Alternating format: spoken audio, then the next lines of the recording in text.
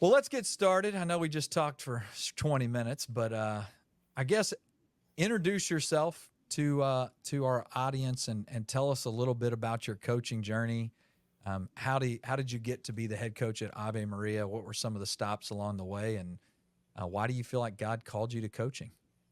Yeah, so Jamon Copeland, head men's basketball coach, Ave Maria University in Southwest Florida, private Catholic university that's extremely mission driven. We know what we stand for, and it's a special place to work, and I feel very fortunate to be the head coach there and work there.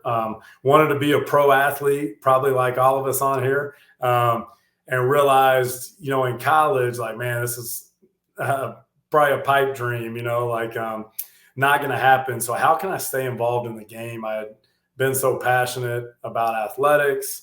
How can I stay involved? And, I had been very fortunate growing up, had some incredible coaches as not only incredible coaches, X and O's wise, but also just incredible men that I really looked up to and shaped me. And really, to be honest with you, Tanner, like, once I kind of knew it clicked, like, hey, I'm not going to be a pro athlete. It was really fast. Like, hey, I want to be a coach. This is what I want to pursue. I'm passionate about it. And I'm also not only passionate about the sport, I'm passionate about competing, but more importantly than that, I'm passionate about young people and helping them do God's will in their lives, right? Fulfill God's will for what he wants in their lives, and trying to, which I think is pursuing excellence. Like, we're all striving to be, right, is be the best version of ourselves, and to do God's will. And so, man, I love it. I hope I never have to do anything else the rest of my career. I hope I get to continue to do this. It's like any other job. You have your tough days and days that it's a grind, but man, I wake up every morning with a ton of energy and a ton of passion, and just a ton of gratefulness that I get to do what I do. So realized that in college. College is over, and got a job in the Fort Worth area, suburb of Fort Worth, at Keller Central High School. I was the JV coach there for a year, and loved it. Kip Pell is a really good buddy of mine that was the head coach. He's actually the athletic director at Capel ISD now. Really good man, worked for him. And then, through college, I went to the Final Four. And that year with Kit, we went to the Final Four just as professional development to go to the clinic. And I just, being around that environment, I was like, man, this is what I want. I want to be a college coach. Hadn't really thought about it up until that point, but I was like, this is incredible. This is what I want to do. So I just started asking everybody, how do I do that? I had no clue, how do I do this? And the first thing everybody said is, because as a Texas public high school coach, coming out of college, you make pretty dang good money. Now, it's the 20 years in, you don't really go up that much, but coming out, you're making really good money. I'm a single guy. I'm not married at that point. And the first thing everybody told me is, well, you want to be ready to be broke. So had a connection. I got the assistant men's basketball coach and assistant women's basketball coach at Trinity Valley Community College. All right. If you know anything about Trinity Valley, rich basketball history in Region 14. Nick Van Exel played there. Sean Kemp was there. Eddie Robinson was there. I mean, big time basketball. Great league. And who? Great league. Oh, Region 14 is ridiculous. You got Tyler Junior College, Lee, Navarro. I mean, it is just go down the list. Total side note. Did you read that Jacksonville closed basketball? Closing, yeah. Golly. I mean, that's my hometown. And so I grew up going to Jaguar games. And it was like, when I got that news, I've gotten to be friends with a couple of the guys there. And it just was kind of heartbreaking. I mean, I understand that they were struggling to get funded and do all that, but they've been playing basketball games at that college for over 100 years. For forever. And then even this dates me. I'm older than you, but what about Lon Morris College? Yeah. Lon Morris is a powerhouse in Jacksonville. They shut down, what was that, 15 years ago or something? Maybe more than that. But Lon Morris was an unbelievable powerhouse as well. So, yeah, the city of Jacksonville went from having 2 big-time junior college programs to now they don't have any. I know. Sad times. But sorry to derail. So you're at Trinity Valley. What happens from there? So, Trinity Valley was there for a year. and had some really good players, and and the women's side, we were ridiculously good. Michael Landers was the coach. And I mean, my goodness. So there were college coaches in our gym on the men and the women's side every day. So it was incredible. So developed a lot of good relationships. And a buddy of mine that had actually recruited me out of high school and out of junior college was Russell Van Landingham. He is the associate head coach at Texas State University for Doug Davalos. And so I was there, and then they were looking for a young guy, a young third assistant. And so after a year at Trinity Valley, I got on at Texas State with Doug Davalos and Russ Van Landingham. Unbelievable guys, unbelievable coaches. And within like 2 weeks, the second assistant takes a high school job. And so I get moved up from I'm 24 years old, I'm the youngest Division I assistant in the country. And I get moved up from the third assistant to the second assistant. Nice. With really very little experience. It was just a God thing. I had 1 year as a JV high school coach and 1 year as a junior college men and women's assistant. And then now I'm a second assistant on a Division I staff. It's kind of crazy. So I was there 3.5 years, and a weird thing. So I had always known about Ave Maria University. I'm Catholic, passionate about my faith. It's it's an Orthodox Catholic university. So Newman Guide School. And I had heard they were starting athletics. So I just shot a random email to the AD, said, hey, if you ever start basketball, they did not start basketball year one, but hey, if you ever start basketball, I'd be very interested. And I get a call, and he's like, hey, we're hiring a coach in January. I'm like, January? I'm like, it's the middle of our season. I'm having these conversations in November. No, it's probably September, October. But I'm like, man, I'm having these conversations. Like, can you bump it back to the end of the year? It's like, we can't do that. So I went into Doug and I said, hey, I think I have a legit chance to get this. Really young, but it's a startup NEI program. I think I have a legit chance to get it. And he's like, yeah, great timing, huh? I was like, Coach, I said, if you don't want me to pursue it, I won't. And, Right.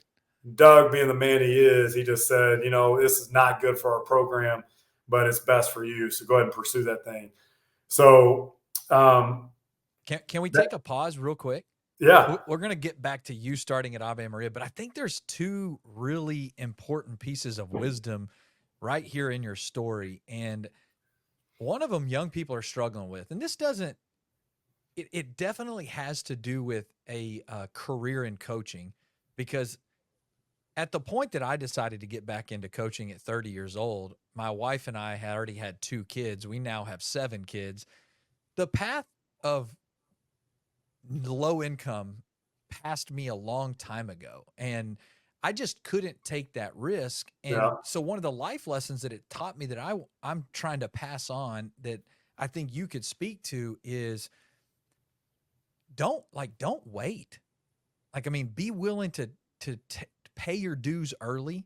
And when you have opportunities, so the college kids, maybe speak to the college kid or the high school graduate right now who's leaving to college. What advice would you give them to say, start building your resume now and don't wait till you get your degree to think that's the beginning of things? What would you say? Yeah, no, absolutely. Yeah, you got to pay your dues, and you got to pay them early. And when you're young, and especially if you're single and you're young and you can live, you don't have a family, you don't have to be a provider, a protector and provider. That's the time to take your risk, to move and to get experience and chase experiences over money. That's the one advice I would give when you don't have as many responsibilities. Go volunteer. You're probably, if you want to be a G League coach, an NBA coach, you're probably going to have to go work for free, right?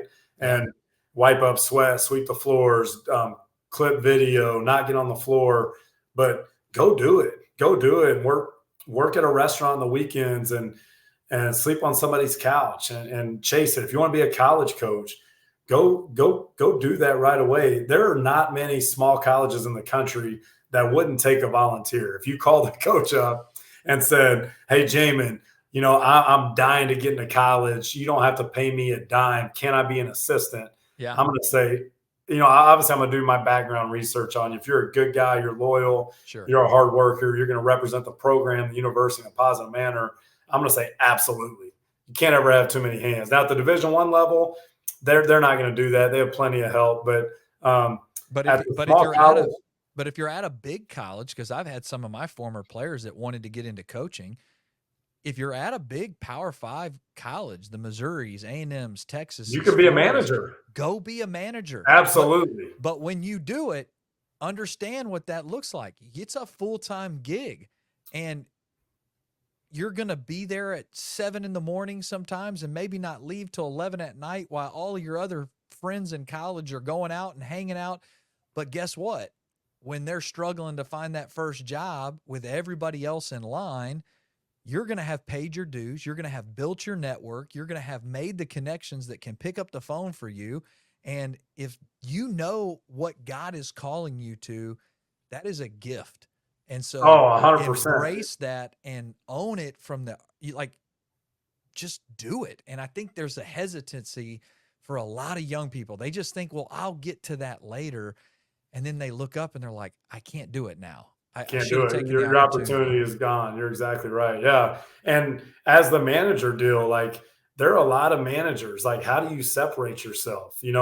How can you serve? And your whole mindset should be, how can I serve the head coach? How can I serve the staff? How can I serve our players? And then does every player have your cell phone when they need to get shots up late at night? Are you a call away where they can, that's going to get relayed to the head coach? Maybe it's not, the head coach is not there at midnight while you're rebounding for one of the players, but like the head coach is going to find out about that, and you can separate yourself because you'll have a lot of competition. They might have 10 managers. How do you even separate yourself from the managers and just your willingness to serve and do anything they need? Can you go pick the head coach's kids up from school and bring them to the gym? And then, like you said, now you've got some big names that can call and get you your first job and at least get your foot in the door. Yeah. Where if you're like you, for example, you had 5 kids at the time, you're 30, you're a protector and a provider at that point. That would not be prudent for you to say, hey, I'm going to go and be a volunteer assistant for Jamon. You just can't do it at that point. So yeah, if you know God's will or where you feel God's calling you, pursue the heck out of it and pursue the opportunities, not the money. The money will come. And you can always, high school coaching, I've done it twice. It's unbelievable. And they get your juices going the exact same. That will always be there. College will not be there because you have to start with so little money in college. And you're going to have to do that when you don't have any responsibilities and you're young. Yeah. And I just speak to that because I think I always knew that God wanted me to be a coach, even leaving high school, but I ran from it.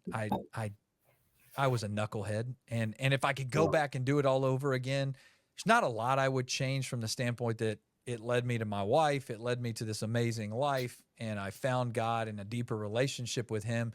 But if I could go back to getting admitted to A&M as a 20-year-old, I would have walked into Billy Gillespie's office, set Indian style on the floor and said, I'm not leaving till you give me something to do. And that would have changed the trajectory of my coaching career. Not only would I have been able to be at practice and learn a ton, it's just the people and the relationships that move and shake life. And so definitely something worth passing on. And I thought it was a cool nugget of your story. So, all right, you took a risk, which most people won't do. You sent an email. You're like, I'm sure nobody's going to respond to this. And now you find yourself as an opportunity to be a young head college coach. You're headed out to Ave Maria. Pick up the story from there. Yeah, so at 27, in the middle of our season at Texas State, I get offered the job and had just got married October 25th. I got offered the job, I think, maybe in November at some point, and then we leave. Basically, our last game before Christmas is the last game I coached at Texas State. Doug Davalos was gracious enough to let me go pursue it. At 27, I'm starting a brand new NEIA program in Southwest Florida. I'd only lived in Texas and Oklahoma at that point in my life. And are you married at this point? And you what? Are you married at this point? I'm married. I just got married that a month before that. So no kids. What's the wife saying at this point? Man, she's an incredible coach's wife. She grew up, her dad was in oil, so they moved all the time in the oil industry. So she was used to kind of picking up and moving, and she was just like, let's do it. Like, you're passionate about it, let's do it. So yeah, we picked up, no family, no friends, didn't know anybody, and moved to Southwest Florida and took the job as a startup job. We were here 4.5 years in my first tenure at Ave Maria. And then at that point, we were pregnant with our third child. All our family was still in Oklahoma or Texas. So we felt that, like, man, we need to get closer to family. So I got the University of Texas at Tyler job, and I took that and got back. And Tyler's an incredible community, great faith-filled community. And we just fell in love with it. Was there 6 years. We made the transition from D3 to D2. And so we had the fourth most wins in school history, third most wins, second most wins. We make the transition, and when that transition happens, that's a death sentence for coaches. So all our players, because you can't go for 3 years, you can't play in the playoffs. You're going to the Lone Star. You got no scholarships year one. So won 8 games, got fired. And that was, to be honest, at that point, that was 6 years in. We had 4 kids and have 5 now. And man, you want to talk about your world being rocked when you get fired. So won 8 games, got fired, didn't know what I was going to do. You want to talk about a humbling thing. You come home and your kids are there. And like, you're a coach, you get it. Like, your kids, that's a big part of their identity. Their coaches' kids, right? That's all they know is being in the gym. Your players are like their big brothers. And it's a state school. So like, they have to handle things very buttoned up. So you get fired and you have 2 hours to get everything out of your office. You can't contact your players and tell them you're leaving because the administration has to talk to them. So basically your email's cut off and you got 2 hours, get your crap and let's go. So man, I mean, just every emotion in the book. You go home, all your stuff from 6 years of your office, haven't talked to your players, not allowed to talk to your players. And now you go home. My wife pulled our kids out of school. You got your 4 kids, and you're looking at them. And as a man, you want to be a protector and a provider. And you're saying, guys, Dad got fired today. And you want to talk about the hardest conversation. First of all, you feel like a failure as a man. Yeah. Then you're looking at your kids and they're bawling. They don't understand. Well, can we go see the players? I'm like, unfortunately, you can't. They'll start. Well, can we still go to the gym tonight and go shoot? Unfortunately, you can't. So you're just rocking their world. And really, I'm in love with God, with the Lord and Savior Jesus Christ, with my Catholic faith. And if I didn't have my faith at that point and our marriage wasn't grounded in faith, like I think I could have really spiraled and been into a dark place, But as hard as it was, like, you get hit, you get knocked down the mat, pick yourself up, like, God, what's next? And he's just calling you to be faithful. Just be faithful. Obviously, I got to apply for jobs like crazy, find ways to hustle and make money, but be faithful. Like, God's got a plan. He's got a will for my life. And I truly believe that in divine providence. I don't believe in coincidences. I believe in divine providence. And so from there, 4 kids, have got basically 6 weeks. I'm going to continue to get paid and I'm cut off and scared to death, applying for a ton of college jobs, for a ton of high school jobs. And you know how competitive it is. It's freaking hard. Yeah. It's hard. So hear back from a few and then get offered the Alito High School. And then like 2 days later, I get offered the Clarion University, Division II school in Pennsylvania job. But out of loyalty to the AD that took a chance on a fired coach, I wanted the Clarion job. I turned that one down and decided to stay true to who gave a chance with me, which was Coach Wood at Alito. So very gracious to Coach Wood. Alito's an incredible community we got to move to. But in that interim time from April when I'm not getting paid, and as a high school coach, your first paycheck doesn't come till a month after you start. So I didn't get paid till the end of September. Wow. So I'm from April to September, 4 kids, no paycheck. But it was incredible. Nations of coaches made a donation to me. The NABC made a donation to me. And then Alito, our camps blew up. I made Mm. more money in camps than I'd ever made my entire life that summer. And God took care of us, man. Like we never, you know, we were definitely hurting financially, but man, we were fine. We were fine. We were able to eat and move and um, get a home, and it was great. We were at Alito for a year, and that year in Alito, I loved coaching high school, but man, the teaching aspect was tough. I had not been in the classroom since right out of college, so it had been probably 15 years since I've been in a classroom, and that just rocked my world, having to teach 5 classes of history. So within like 2 weeks, I told my wife, I said, "Hey, here's the deal." I said, "I'm either getting back into college, I'm getting a high school job, or I don't have to teach, or I'm getting out." Like it's that simple. So then Ave Maria comes open, and was able to get the job here, and I've been back for 4 years. And to be honest with you, Tanner, like I have not applied for one job in 4+ years, and in the coaching world, that's insane. That never happened. Yeah. But I just truly feel like this is where I'm supposed to be. This is where God's called me for now. That could change tomorrow. Sure. But man, I love the university. I really believe in the mission. I love the type of guys I get to coach, the platform I have that I can speak freely of things I believe strongly in. And I'm just so thankful I get to work here. You know, it's not, it's the big time where I am. You know, it's not Kentucky. Sure. My dream used to be Notre Dame. Now my dream's Ave Maria. I'm at my dream school. Well, I mean, talk about that a little bit, because I think coaches struggle with this a lot. We always think the grass is greener on the other side of the fence. And, speak to that a little bit more. I mean, how would you advise coaches and athletes as they grow up and they get careers, to make where you're at your dream opportunity, be loyal, be faithful. You don't always have to look, and then just trust in God's providence. If he wants to move you, he's going to move you. Absolutely. You can't stop it.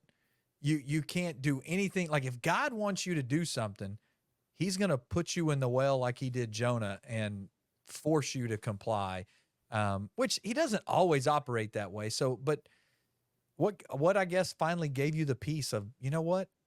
This is where I'm at. I'm going to make this my dream opportunity. And maybe how has that changed just your overall quality of life? Yeah, no, it's being able to relax a little bit. Yeah, it's a great point you make there. And I think a big part of it for me, to be honest, was getting fired. Right. Like I don't think I ever took coaching for granted, but at the same time, it's all I'd ever done. I had pretty good success at it, right? You don't have success, you have a really bad year, you get fired, it knocks you down, and then I applied for 50 plus high school jobs, didn't hear anything. I applied for probably 50 college jobs, heard back from like 2 or 3, heard back from like 1 high school job. So you just realize like, holy cow, like these jobs are extremely hard to get. Yeah. And if I ever get the opportunity, if it's in God's will, I can coach again. I'm going to be so grateful for that. And I think just the gratitude I now have being on going through getting fired, I am so grateful I get to coach, because I realize how precious these jobs are and how competitive this industry is, how hard they are to get. And like you said, divine providence, I believe completely in that. And looking back, if Ave Maria would have opened and I was still the head coach at UT Tyler, I would not have taken that job. I would not have went for that job. It was a Division II job in the Lone Star, close to family. It took getting fired. We go to Alito. Alito's pop in real estate. We make really good money on our home. So we're able to come to Ave Maria, build a home. I'm at a school now where I'm so passionate about what we stand for. It's a Catholic university. It's truly Catholic. And we're going to, we're not ashamed of what we are and what we stand for. And now I'm here. I really appreciate it. And it's just God's hand's been everywhere, and yeah, it's amazing looking back on it and just why things happen and how amazing divine providence is. So let's talk about the mission-driven nature of Ave Maria and how it impacts your basketball program. I mean, what would you say you get to do that maybe isn't available to everybody else, that gives you an advantage on the overall mission of go out and make disciples of all nations, and getting these men through the platform of basketball to further their journey in what we would call the journey to becoming third, where they're going to learn to put God first and put their teammates ahead of themselves? Like, talk about that mission driven nature of your university and how that you're able to use that in the game of basketball. Yeah, so I've worked at public high schools, public universities, public junior colleges, and I've always, the faith aspect, trying to get my athletes to put God first, have their priorities right, to realize they're called for greatness has always been a huge part of why I coach and who I am and what I want to do. However, there's only, as an assistant, right? There's only so much you can do as an assistant if the head coach is not on board. You can still have those relationships. At a public school, I always felt like, hey, you know what? I'm going to do as much as I can. And if I get fired, I get fired. So like, prayer was always a big part. You know, we weren't supposed to. We're going to pray before and after every practice, before and after every game. But at the same time, you can only go so deep. You can't do team retreats. You can't do team masses, team holy hours, things like that, right? So being at Ave Maria, the beauty of being here and why I love it so much is like you can do more, and you're supported by the university. You have so many more resources available to you that you can do. So, for example, like we do a team retreat every year where we go half the time as team bonding, and half the time we're going to dive into our faith. It's a spiritual retreat. We'll have a priest I know or a priest from campus ministry come out, and we're really gonna dive deep into our faith. We're gonna we have a saint of the day, but we pray before every practice, and we also, the saint of the day, we talk about the saint of the day and what they can teach us about faith, about life, about being the men we're called to be. We're gonna pray after every practice. We have team Bible studies, team holy hours. We go to mass together. I go to, like, sometimes, like, I'm not a big meetings guy, but I try to have routine meetings with my guys. So instead of them coming to my office, hey, Jonathan, let's go to noon mass and we'll grab lunch afterwards. So it's just like, it's incredible, man. I'm telling you, it's like, it's an incredible. How do the players receive it? I mean, do they? I think good. And then I think as I've gotten older, my give a crap meter has gotten less and less, So like, I used to kind of tiptoe with the faith, like, but now it's just like, hey, this is who I am. This is what we are. And like, I'm not going to force it on you. Like, we have non-Catholics on the team. I'm not going to, like with them, I'm not going to force them to go to mass. Right. But like, we're going to say grace before every meal. Like, we do that on the road as a team. We pray for safe travel. Like, I'm also not going to be ashamed of my faith or turn it off because, so they receive it. I think it's just, they receive it great. I think it's just, they just like, that's who coach is, That's important to him. It's important to his family. It's important to our program. I don't like the word recruit because I think that's kind of salesy. I educate families. I educate young men. Hey, this is what we're about. This is what our university is about. This is what our program's about.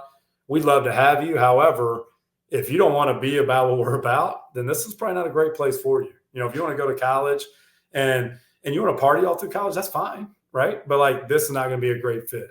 If you want to go and working on your game and really striving to be the best player you can be is not what you're about, it's probably not the best program for you. So I'm very I don't even know the word. Transparent. Yeah, just very transparent. Hey, this is who we are. We're not ashamed of who we are, and we'd love to have you, but you got to make a decision. Is this something you'd want? So I think I get a lot of those. Maybe the pushback doesn't happen as much. It happens a lot more in the recruiting process as opposed to when they get here, because I'm very transparent. They know what they're getting. I like, they hang out with their guys. They're going to stay the night with their guys. I tell our guys, hey, speak truth. I get them with our assistants. Hey, I'm going to leave, and you can ask any assistants fair game about me, my coaching style. I've got some strengths. I also have a lot of opportunities for growth. I want you to know the good, the bad, and the ugly of me, our staff, our players, our university, our program, and then you make the decision, right? So that's kind of how we do it. And man, it's been great. And not only have our guys grown in their faith, we've had a lot of conversions to the faith, atheists, becoming Christians, becoming Catholic. It's been incredible. It really has. So as you educate / recruit young men to this program, how does a young person stand out to you? I mean, I've bumped into you at AAU events in the past, and I always tell college coaches, I used to want your job. I don't want it. I don't know how you go watch all of these talented young people who can obviously play the game at variable levels. Yep. But one of my favorite questions is, how does a kid get their name circled for Coach Copeland? And let's remove basketball. Let's just assume they're good enough to play for you. Now you're really trying to separate those young men who are all good at basketball, but you're looking for that diamond in the rough, good fit. How does that kid stand out while playing sports? What are those characteristics? What are the things that you really notice that are important to you? Because I'm sure if they're important to you, for every other college coach that's going through the recruiting process of young people with millions of athletes to choose from, they've got to be important to them as well. So what are a few things that are important to you? Yeah, so I'll start with me first. And the word we've talked about all the time, I'm going to go back to divine providence. I pray every day for our class. God, I'm going to work as hard as I can. Lead the young men you want to Ave Maria University, to our program. Lead them to me. Help me to find out about them somehow, some way. For my rosaries for them, my masses for them. I leave it up to God, and I work as hard as I freaking can to try to find them. And I've got stories I could tell you for days about just how God has placed players in my path. But when I'm in an AAU event, and you're exactly right, those are not very fun. Being in the gym from 8 in the morning till midnight. I enjoy the first 2 or 3 games, but by 11 a.m., I'm like, it's like, it's all a blur. It's just a blur. It's ridiculous. So how do you stand out? Assuming obviously you have to have the requisite talent level, right? Sure. What stands out to me, and to probably most coaches, everybody has their niche, right? That stands out to them. And I think you have to marry your niche to your institution. But for me, we're high academic. So obviously, when I get those packets, I'm going to go through who meets our academic requirements. And those are the kids. And to be honest with you, at most events, probably 90% of the kids, I just go ahead and scratch off, because even if I love them, it's a 7-footer that can run and jump and wants to be at Ave Maria. If I can't get them in GPA test score wise, I'm not going to waste my time watching them, right? So that eliminates a lot. Okay.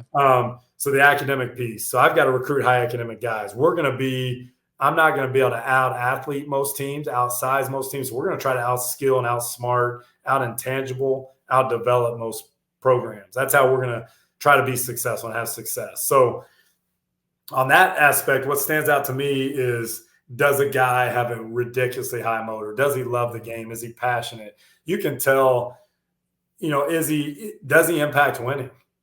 Like, I have never asked ever a high school coach, hey, how many points per game did John average? I don't really care. I know if he can, I can tell really quick if he can dribble, pass, or shoot, right? Skill stands out to me basketball wise. But more than that, what type of person are they? Like, are they a good person? Are they a person that's going to be a great teammate, that I want to hang out with, have them in my house? We have the guys over all the time to eat, hang out with my kids. Do I want them around my wife and kids? Yeah. Do I want them as an extension of our family? What type of person are they? I hit on what type of student. And then the player aspect, you obviously got to be skilled for me to like you. Dribble, pass, and shoot. High IQ. Does he understand the game? Is he taking great shots? One thing that really, really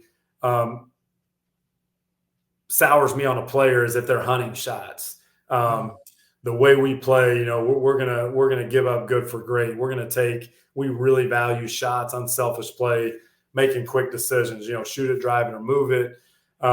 So does he understand the game? Does he have an IQ? Does he know how to play? Does he know how to play without the ball? When he engages too, can he read the defense, and does he come off it, or is he hunting shots? Is it all about him? Does he love the game? Does he compete? Does he communicate? How is he on the bench? How does he take feedback? How does he take coaching? How is he as a teammate when he's on the bench? Is he celebrating his teammates?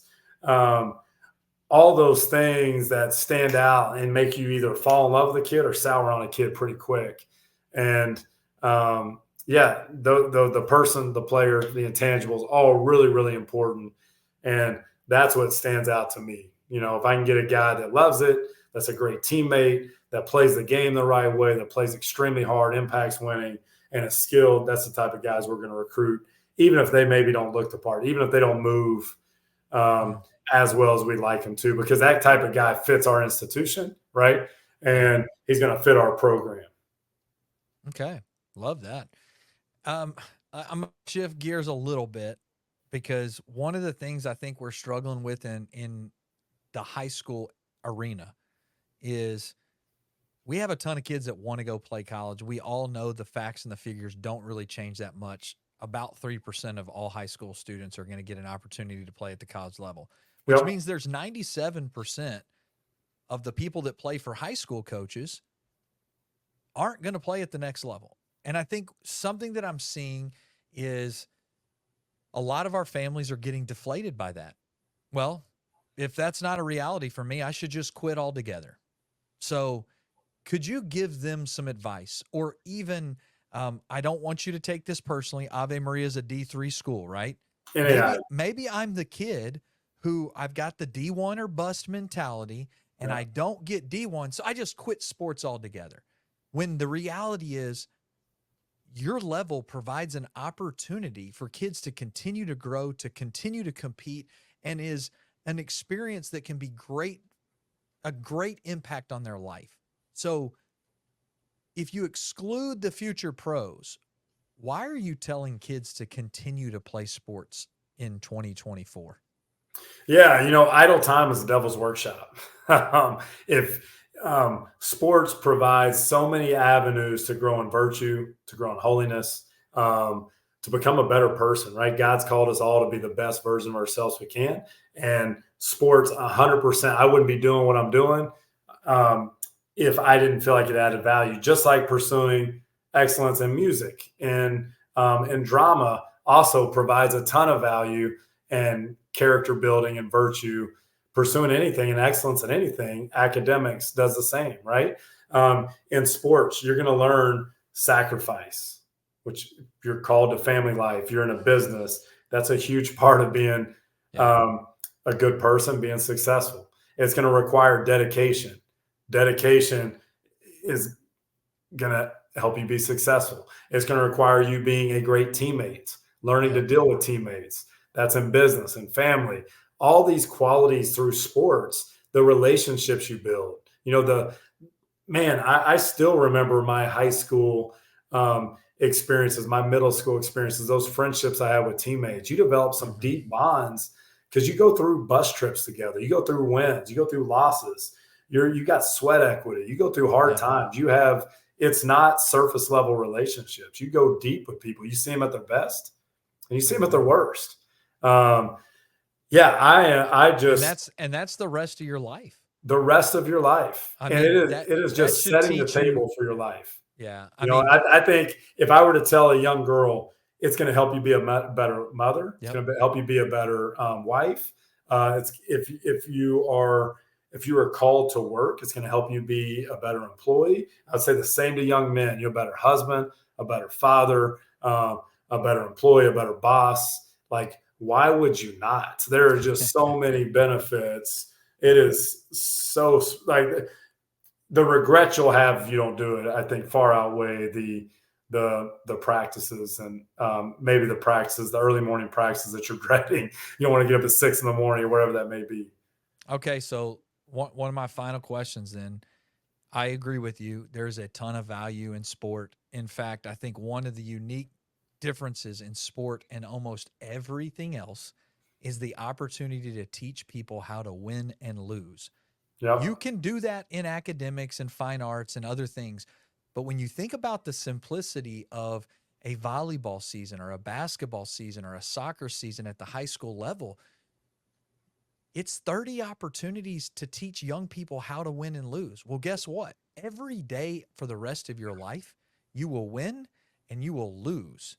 And so, how would you advise coaches to make sure they keep the character and the virtue building and the dignity of the human person at the forefront of what they do on a daily basis and not get overwhelmed with the pursuit of worldly acknowledgement? Not that we don't want to win. I want to win. I'm going to tell every coach, if you're not coaching to win, get out of the business. Come on, man. Like, what are we doing? But how would you encourage coaches to structure their programs in a way that would intentionally be doing that? Yeah. So in coaching, in college coaching, you hear this a lot. Like, I'm only going to recruit guys from winning programs that win. And I just think that's so backwards. It's like, how about you just recruit winners? On winning programs, there are championship teams with losers on there, right? And loser coaches, 100%. There are teams that finished last in their conference, and that coach is a winner, and those kids are winners because they're true to the process. They're going to treat wins and losses. It's about growth. It's about development, right? Hey, yeah, we won the game. Are we going to be humble enough in the win? Are we going to realize, hey, we did win, but did we get better today? And the same thing in a loss. We lost. Yeah, that's great. Did we get better? The beautiful thing about athletics that's different than fine arts and everything else too. It humbles you. Humility is a great thing. We all need humility. In athletics as a coach, if I have a bad year, it's a lot different than a college professor. Everybody in the world, if they go to my website, right, knows that Jamon and them had a bad year. We had a great year. Everybody knows. If you won a high school game, everybody go to Max Preps and know. It is public knowledge. You're going to succeed or fail. You're going to win or lose. And I think the life lessons you learn from that, how to win with grace, how to lose with grace is incredible. Because like you said, in life, you're going to win and lose every day. You might lose your temper with your kids. That's a loss. How are you going to respond? Are you going to pick yourself up off the mat and, hey, I'm going to grow. Can I get 1% better? I just lost. I just got punched in the mouth. Can I keep going? Or am I going to wallow in my defeat, right? And just to be a winner. So those coaches, no matter what type of season you have, be a winner. Coach your kids to be winners. And what a winner is somebody that shows up every day trying to pursue excellence, shows up every day being the best they can. That might not be good enough to win a game. Yeah. Who cares? Realize that, right? Are we winners and are we pursuing excellence? And if you're doing that, man, you're transforming lives as a coach. You are transforming lives. Some of the most powerful things you can say to a team is when you lose, you're on a 5-game losing streak. Hey, I believe in you. I'm here in your corner. There's nobody else in the country I'd rather be coaching than you guys. It's I'm in here with you. That's powerful, right? Mm-hmm. You and your wife have a rough week. Hey, I'm not going anywhere. I don't believe in divorce. This is a lifelong commitment. I'm in your corner. We're going to get through this. I know it's hard. That's powerful. And you learn that through sports, and you learn that public humiliation and how to handle success publicly too, not get too high, too low through athletics, which I think is the best avenue to teach life lessons, become a saint, reach sanctification, and do God's will. Amen. Amen. Well, last question. Couple books, if you have some, that you feel like greatly impacted your life, either in sports, as a coach, or just in your faith. And I always exclude the Bible. That's too good of an answer. Yeah. So take that off. So what if you're a reader? I'm always looking for some new ones. I've got about 5 that I'm actively reading right now. So anything that you would pass on to either coaches or athletes to say, hey, man, this one greatly impacted my life, you should for sure read it. Yeah, so coaches, the coaching book I really liked is Make the Big Time Where You Are. Mm-hmm. I think it was by Frosty Westerling, I think, is really good. Another one that's really good is Lead for God's Sake. Mm-hmm. That's a really good one as well for coaches. For players, basketball players, I think Stuff by Dick DeVenzio. I'm a PGC guy. That's really good. Yep. And spiritually, I love the catechism. I love diving into that. I'm a Catholic. Happy Are You Poor is a really good one too. that I really liked spiritually. Yeah, and I've got a huge list. I could go on and on for days, but that's a few Sure. I can throw out there. Well, I appreciate it. Well, you got any closing thoughts for us? Any last words of wisdom for athletes, coaches that you might want to pass on to us? Yeah, so I think for the athletes, just if